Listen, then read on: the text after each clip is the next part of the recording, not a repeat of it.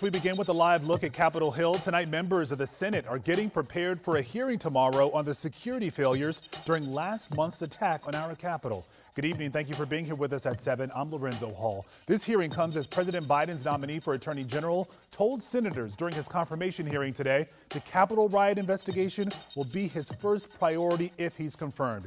Judge Garland said when it comes to domestic terrorism, quote, "We are facing a more dangerous period than we faced in Oklahoma City at that time." He's talking about the worst domestic terror attack in American history when Timothy McVeigh, a white supremacist, anti-government Army veteran, set off a bomb back in the mid-90s at a federal building, killing 168 people, 19 of which were children.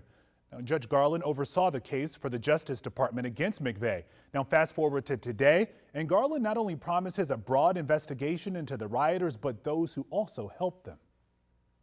From 1995 to 1997, I supervised the prosecution of the perpetrators of the bombing of the Oklahoma City Federal Building, who sought to spark a revolution that would topple the federal government.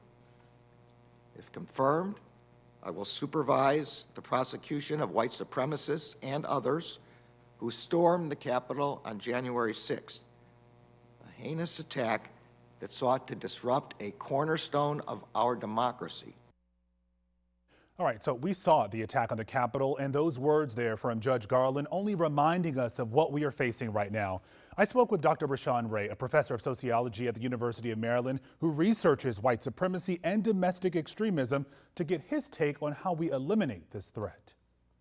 When you hear Judge Garland there talking about an incident that really rocked this nation more than 2 decades ago, and to say that the situation in this country is worse off more than 2 decades later, what are we doing wrong? Well, part of what we're doing wrong is we accepted that racial progress is just going to happen. Racial equity simply just does not continue. Instead, it has to be actively worked at. The other thing that people don't realize is that there have been some policies that have been loosened. So some of the legislations that we had in the 1960s to kind of protect civil rights have been watered down to a certain extent. And one thing we know is that our hate crime laws have never been really strong, particularly for addressing domestic-born terrorism. And that's something that we really have to address.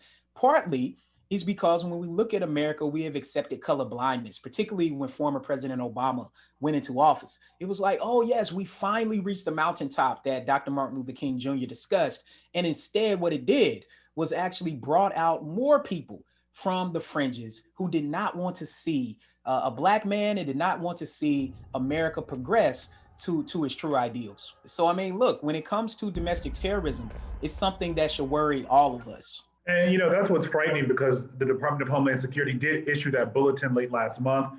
And what I found striking is they mentioned there's no specific threat, but yet the threat does exist. So what might they be talking about? Is there a way to look around that language at all or interpret it in any other way? So part of what they're talking about is there doesn't seem to be some sort of concerted long-term public plot at play. However, the threat is the fact that these hate groups are increasing, that they are increasing in number. They are also increasing in intensity, meaning the number of people who are participating. And they are also attaching themselves to aspects of the mainstream that we haven't seen before. Yeah, attaching themselves to the mainstream. Dr. Ray is talking about the use of social media and other platforms by these hate groups to get their messages out quickly to a very large audience.